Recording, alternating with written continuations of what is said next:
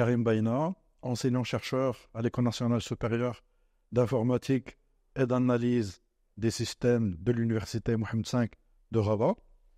Tout d'abord, je remercie l'Institut royal des études stratégiques et l'AI Movement pour l'invitation à participer à cette journée de réflexion autour de l'IA de confiance comme levier de développement du Royaume du Maroc.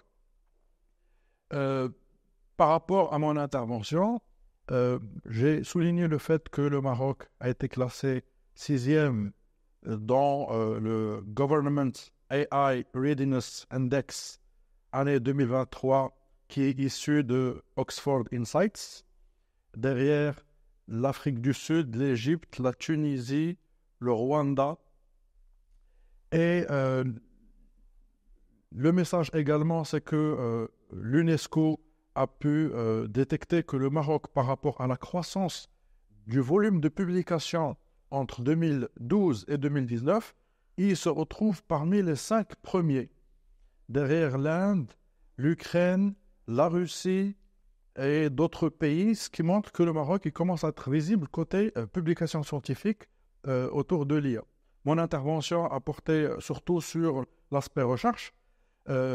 L'ENSIAS, l'établissement que je représente, il fait de l'intelligence artificielle et de la recherche sur les applications liées à l'intelligence artificielle depuis sa création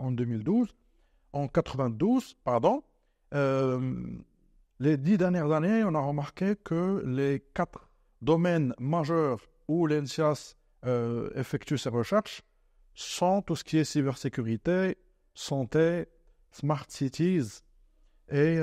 d'autres domaines. Par rapport aux leçons apprises, on peut dire au fait que l'IA, c'est un accélérateur. C'est-à-dire que l'IA n'a pas en tant que tel une conscience ou un objectif. C'est l'humain et ce sont les États qui doivent lui définir ses objectifs. Donc, au fait, si on veut que l'IA soit un vrai accélérateur, il faudra tout d'abord réfléchir à quel projet sociétal, environnemental et économique on veut pour le Maroc de demain. Deuxièmement, côté réglementation, l'IA éthique devra donner naissance à une sorte de marquage industriel comme ce qui existe pour les produits industriels avec le marquage comme le marquage de la communauté européenne. Il va falloir qu'au niveau marocain, au niveau africain, il y a des marquages industriels pour dire c'est un produit, c'est un algorithme responsable, digne de confiance, avec bien évidemment des organismes qui permettent de